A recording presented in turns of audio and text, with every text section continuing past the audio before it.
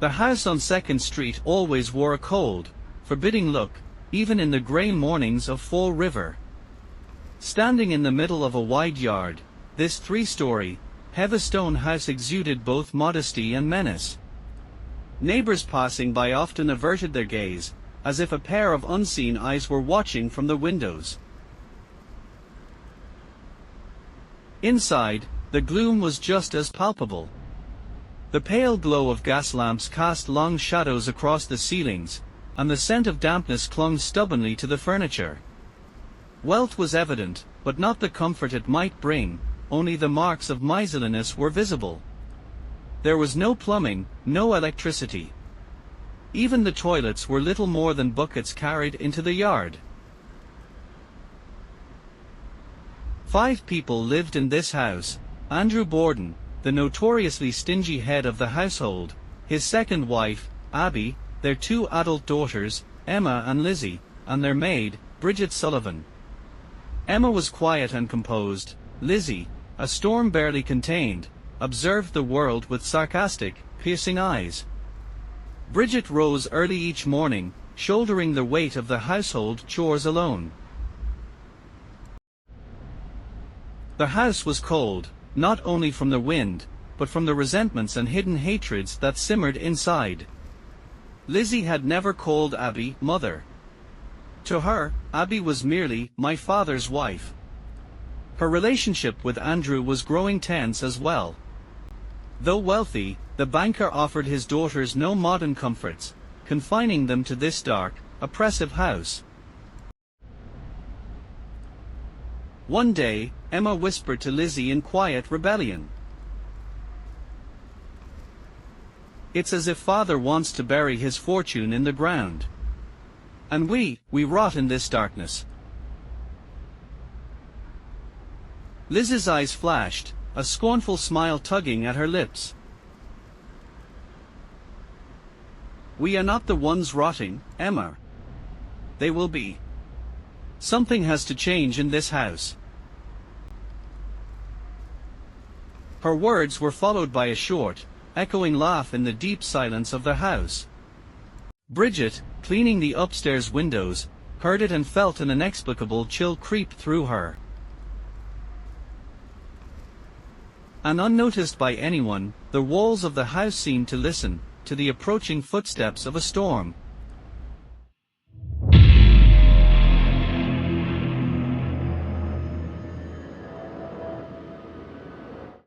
On the morning of August 2nd, the fragile peace of the Borden household was once again shattered. Andrew and Abby awoke from their beds, faces as pale as death, racked by sudden, violent stomach pains. Abby touched her husband's shoulder and whispered, "Andrew, someone has done this to us. Someone poisoned us." The elderly man drew a deep breath and shook his head, dismissing the fear in his wife's eyes. "Nonsense, Abby. I may not be loved by everyone, but no one is bold enough for this." Yet, both of them were gnawed by suspicion. Bridget, preparing breakfast in the kitchen, heard their moans and shivered. That day, the house felt heavier than ever. When the doctor arrived, Andrew's stinginess was on full display. He questioned every prescription, seeking the cheapest alternative. The doctor, however, diagnosed it as simple food poisoning, likely from spoiled meat purchased at the market. But Abby was unconvinced. She was certain that something sinister haunted the house. She told Lizzie of the footsteps she heard in the hallways at night, of doors creaking open on their own before dawn. Lizzie merely responded with a sardonic smile. "Perhaps our house is as dark as father's miserliness." Yet Liz's mind harbored far darker thoughts. The next afternoon, she entered a small pharmacy in Fall River. Sharp scents of chemicals filled the air. Behind the counter stood Eli Bence, who smiled faintly upon seeing the young woman. Lizzie looked him straight in the eye and asked, stammering slightly. I need prussic acid. I need it to kill pests. The pharmacist froze. Such a potent poison was not for ordinary household use. He saw a strange gleam in Liz's eyes, a mixture of impatience and suppressed anger. I'm sorry, I cannot sell this to you, he said firmly. Liz's lips twitched, her face clouded for a brief moment with the shadow of rage. Then, without a word, she turned and left. The pharmacy remained silent for a moment after the door closed. Upon returning home, Bridget saw Lizzie on the stairs. Her face bore an expression resembling joy. At the time, Bridget did not understand why, but later she would recall the sight with a shiver of inexplicable fear. That night, Lizzie visited their neighbor, Alice Russell. Under the dim light of the parlor, she whispered, "Something will happen to Father, Alice. I've seen strangers moving around the house. Someone wants to kill him." Alice shivered. Liz's voice carried a certainty as though she had foreseen the terrible events to come. And on the following morning, in the silent streets of Fall River, a day destined to be etched in history in blood began.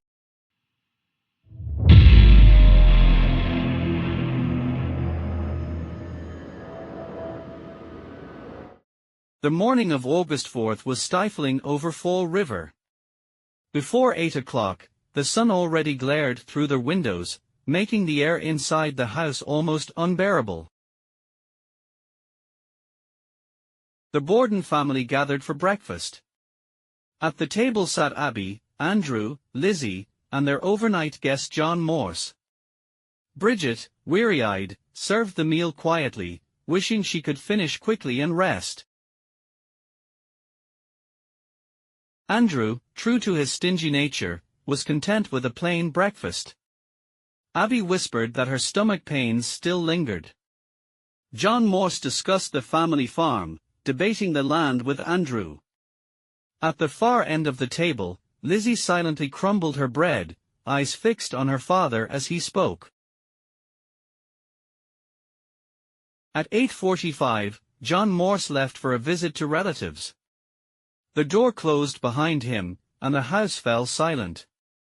Shortly after, Andrew left for the post office and errands. Emma was out of town that day.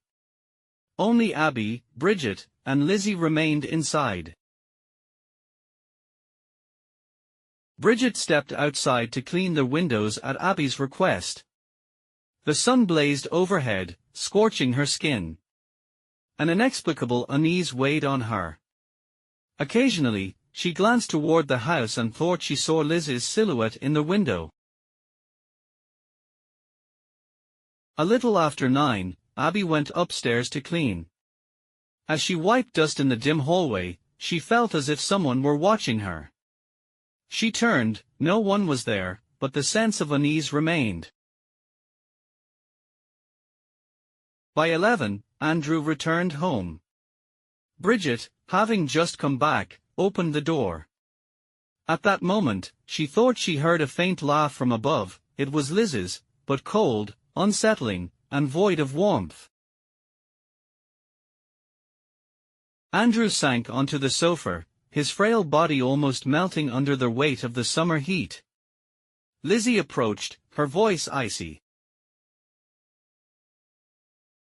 Stepmother went to visit a sick friend, Father.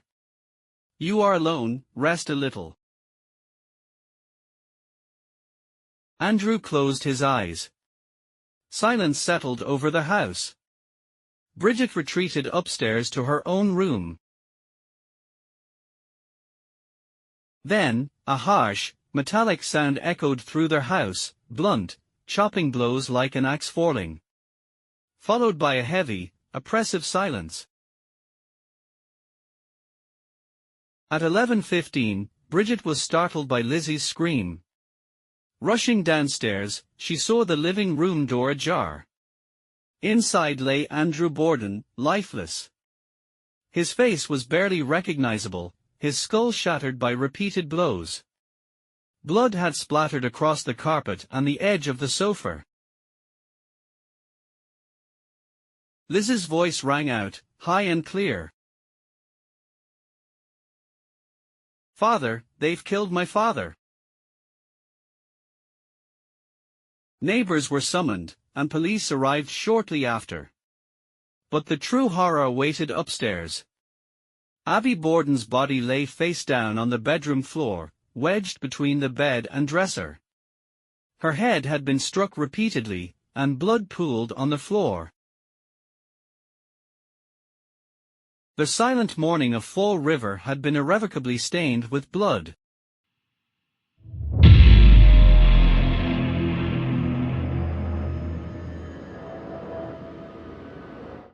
On the day of the murders, the Borden house quickly filled with curious onlookers. For years, Fall River residents had considered the home ordinary and quiet. Now, the terror within had left them stunned. Police, upon arrival, paused in shock. Andrew Borden's face was unrecognizable. His body, collapsed on the sofa, bore the marks of a brutality beyond comprehension. Upstairs, Abby's body confirmed that this was no random act, it was deliberate. As detectives searched their house, one peculiar detail caught their attention: no locks had been forced, and there were no signs of burglary. The only person inside during the murders was Lizzie Borden. When questioned, Lizzie's statements were contradictory. At one moment, she claimed to be in the barn when her father was killed, then she said she had been searching for chickens. At another point, she admitted to being inside the house but insisted she heard nothing. Police were drawn to the vacant expression in her eyes with each response. A few days later, a critical detail emerged from Bridget's testimony. Lizzie had burned a dress immediately after the murders, claiming it was old and stained. For the police, this action spoke volumes. Fall River's residents had already condemned her. Whispers filled the streets, and even children recited the chilling rhyme. Lizzie Borden took an axe and gave her mother 40 whacks. When she saw what she had done, she gave her father 41. A week later, on August 11, 1892, police formally arrested Lizzie Borden. When the news spread, the streets overflowed with onlookers. Some believed in her innocence, others in her cunning guilt. On the day of her arrest, Lizzie wore a black dress. She neither raised her head nor displayed fear or remorse when entering the police wagon. Only silence, her greatest weapon. With the prison doors closed behind her, Fall River became divided, those who defended Lizzie and those who despised her. One truth remained undeniable: the secret behind the murders now clung irrevocably to Lizzie Borden.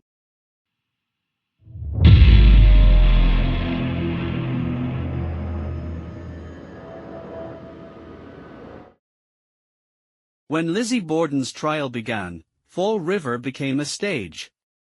Journalists, detectives, curious spectators, and even pioneering feminists from across America filled the courtroom. Everyone was there to witness the fate of the cold-faced young woman. The courtroom was packed. Under dim light, the jury sat in tense silence as Lizzie entered, head held high in a black dress. No fear, no remorse. It was as if someone else's life was being judged, not hers.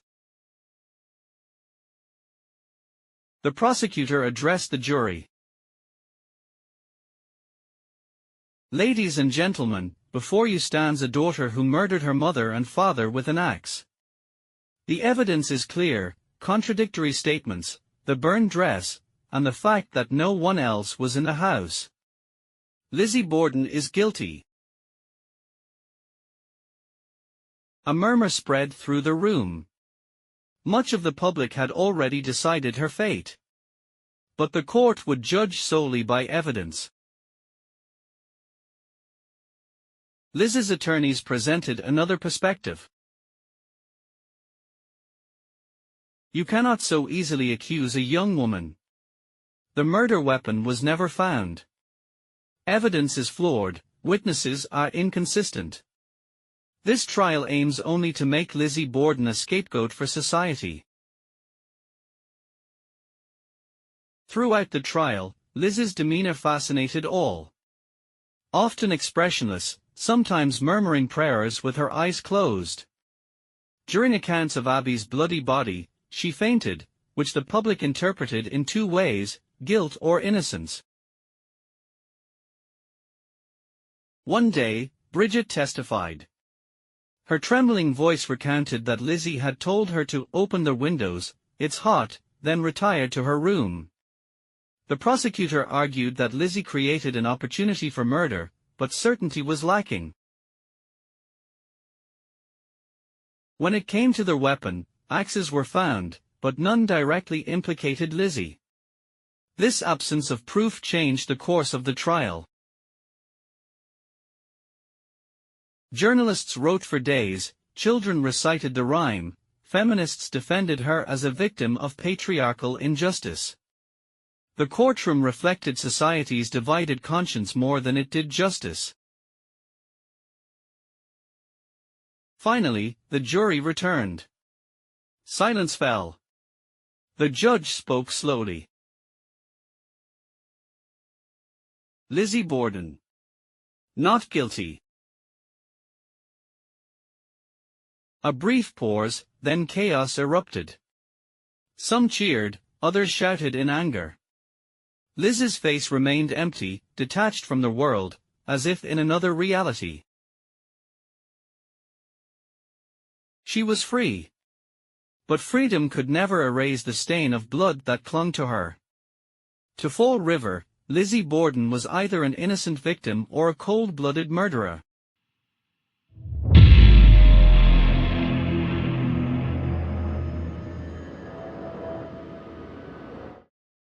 Stepping out of court as a free woman, Lizzie Borden first encountered the hate-filled gazes of the crowd.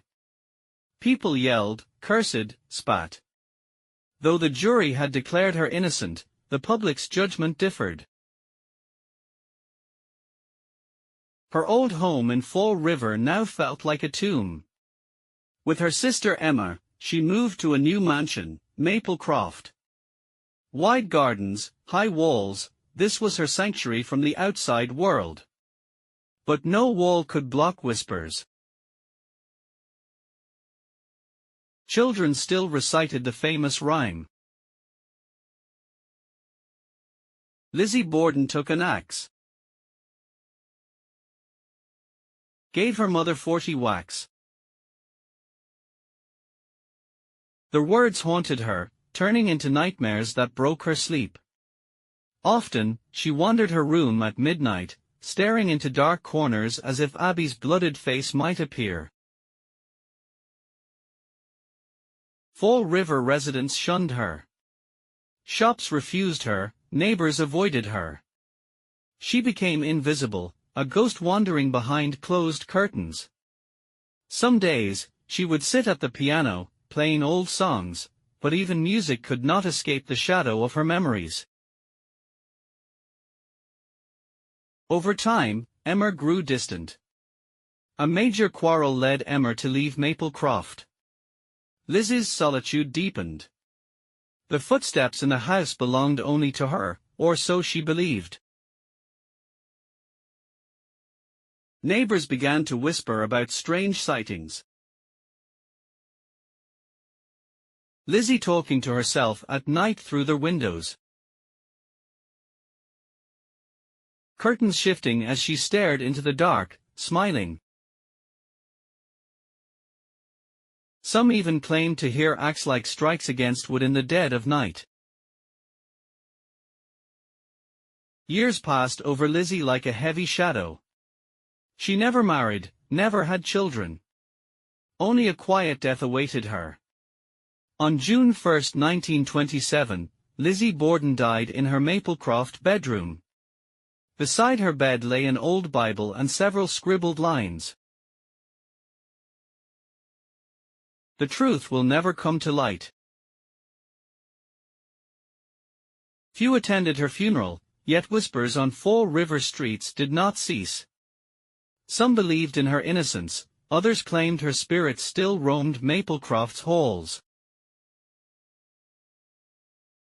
Alive, Lizzie had become a shadow. In death, that shadow transformed into an indelible legend in American memory.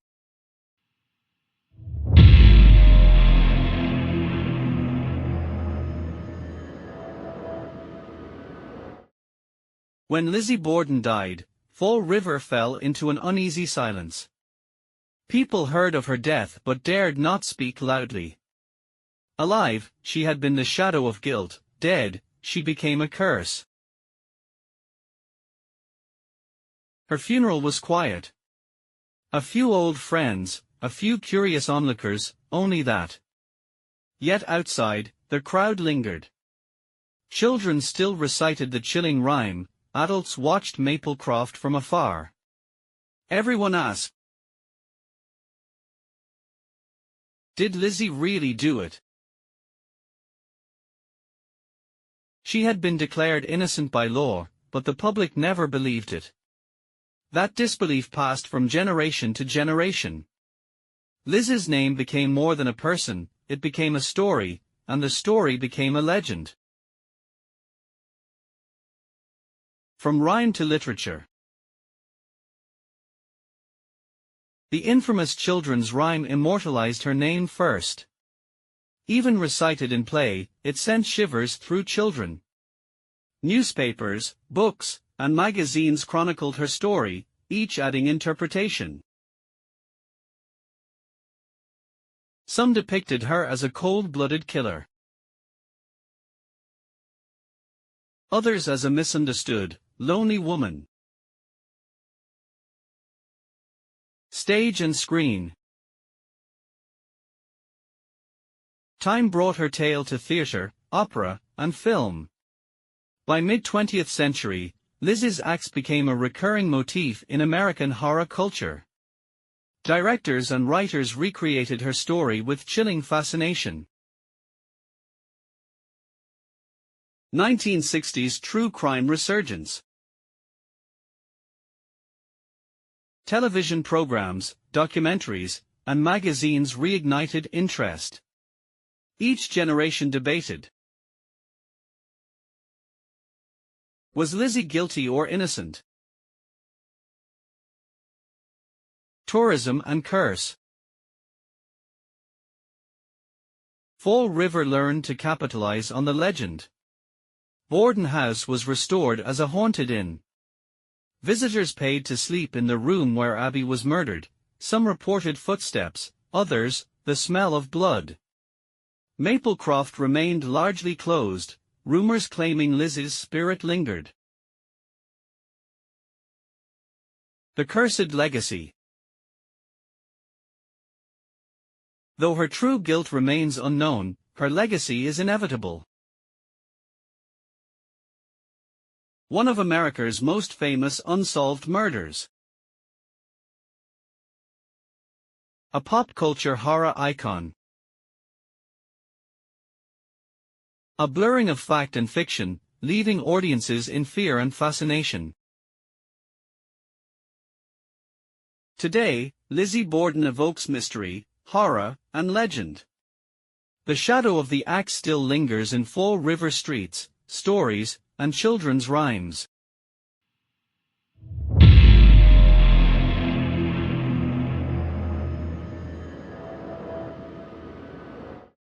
Decades after Liz's death, Fall River still whispered her name. Her story transcended a local legend to become a staple of American pop culture. Films and documentaries. From the early silent films portraying her icy gaze and bloody acts, to modern horror and true crime series, Liz's story continued to captivate. Each adaptation led audiences into the shadowed streets and dark rooms of Fall River. Children's rhymes and books. The rhyme survived generations, chilling children who recited it in playgrounds. Books recounted her life, trial, and mythos, some portraying innocence, others cold-blooded murder. Podcasts and YouTube era. In the 21st century, Lizzie became a favorite among true crime enthusiasts. Podcasts, YouTube channels, and social media revived the question.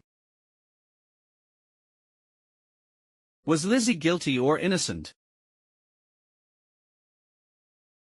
Tourism and cultural influence. Fall River turned her story into a tourism draw. Borden House and Maple Croft became centers for haunted tourism. Visitors sought to experience the bloody history firsthand, hoping to sense her lingering presence. The lasting shadow. Lizzie Borden's actual guilt remains unknown. Her legacy. One of America's most famous unsolved murders. A horror icon in popular culture. A blend of fact and legend, leaving an indelible mark. To this day, mentioning Lizzie evokes mystery, terror, and legend. The shadow of the axe persists in Fall River streets, tales, and children's rhymes.